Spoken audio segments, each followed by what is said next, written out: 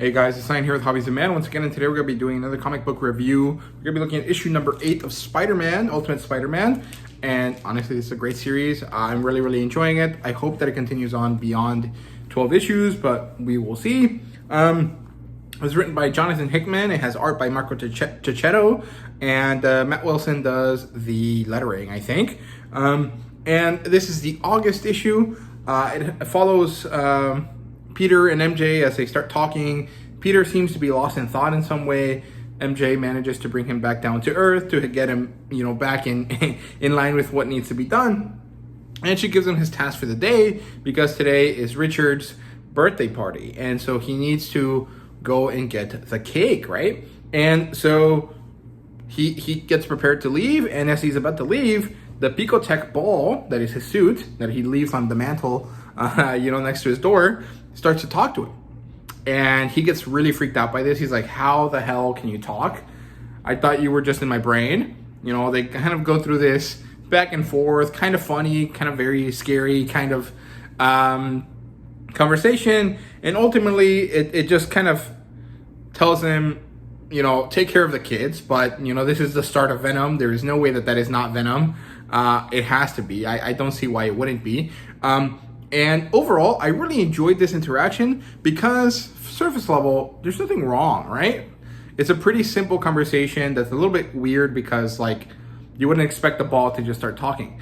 On the other hand, if you know about Venom or about other, things that have happened to Spider-Man in the main universe, there is a lot of tension that is brought in, right? And I think that it's a very interesting concept where Jonathan Hickman isn't really doing anything to tell you that this is Venom, but because a little bit about Spider-Man's history, you can imply that it is, and you kind of get a lot out of it, a lot of enjoyment and kind of tension out of that interaction, right?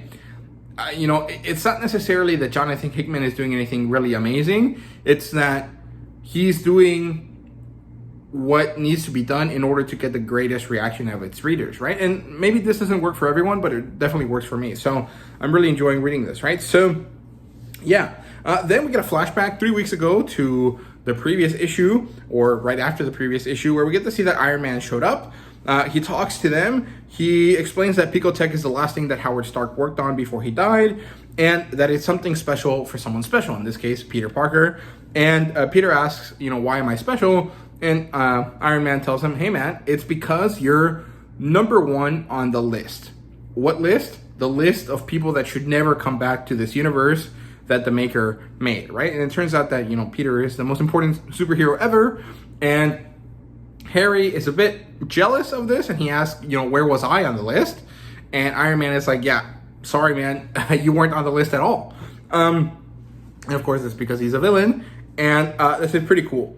Tony and Harry have some tension between them because Harry took over his, Stark's company, and Tony Stark is supposed to be the guy that murdered Harry's dad, right? Norman Osborn. So there's a lot of tension between them, but they managed to make it work out.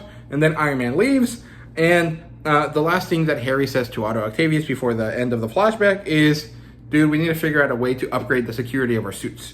And then we're back to the normal timeline. We're back to August, and we get to see that Peter, Uncle Ben, and Jonah are at a bakery. They're just trying to figure out what they're going to get for the cake. They wait for the cake, and Jonah's being a pretty funny New Yorker guy in the background, asking the bakery to make him a sandwich. And the bakery is like, dude, we cannot make you a sandwich. You don't have the things needed for that, right? And he's like, dude, just slice some bread into and put something in between. That's all I need. And so they give him a croissant with cream cheese, and he's upset about it. And I think it's hilarious. I thought that was a really funny gag. And we get to see Peter interacting with his uncle and asking, why is Jonah here? We didn't invite him. And Uncle Ben is like, well, I think he's lonely. So I want to keep him around. I want to bring him along with me to make sure to minimize that. They managed to make it to the arcade with the cake and everything. And Peter is playing with his daughter May. They're having a Dance Dance Revolution battle, and May is like, dude, are you not gonna let me win? And Peter's like, no, we gotta be serious about this. And then Richard and Jonah are talking on the side, And this is pretty interesting because this is a conversation that they have as two people that stand kind of alone in their respective, families, I guess, right? I think Jonah doesn't have a family at all, but like you kind of understand what I mean. Like Jonah is a character that's kind of separate from everything. And in this case, Richard is also kind of in that same sphere where he's an introvert in a family of extroverts, if you can call it that. And they kind of have a little bit of a man-to-man. And Jonah gives him his birthday gift, which is a book that Jonah wrote. And they kind of have a nice little family moment there. And I really liked it. I thought it was good. Then we transition over to Wilson Fisk's point of view, where we get to see that he's hanging out at Fisk Tower, and he calls in his men, and it turns out that these guys are all the subordinates, the lieutenants, the generals, whatever you want to call them, of Fisk's empire, where he divided the region of New York into 5 or 6 actually, and he takes control of one part. He gives another part to Mr. Negative. He gives another one to Black Cat, which is Felicia Hardy's dad, not her. And then we get to see that Kraven is also here. I'm not sure why. I mean, Kraven isn't someone that lives in New York, right? He's a guy that moves into New York to hunt Spider-Man. At least that's what I know of him. I might be wrong, right? Then Mysterio, and Mysterio is pretty interesting.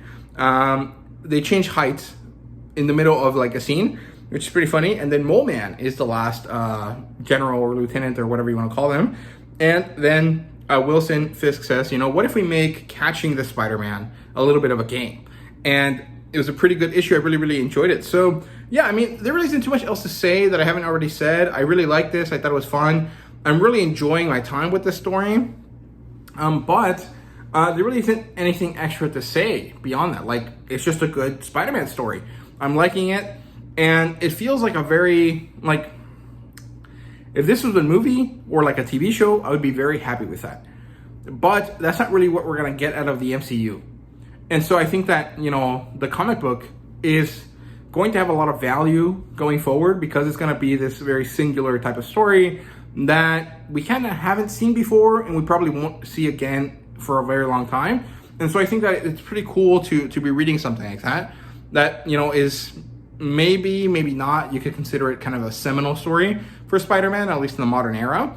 And that's basically all my thoughts on that. So yeah, hope to see you guys next month when I do another review for Spider-Man. So yeah, see you guys in the next video.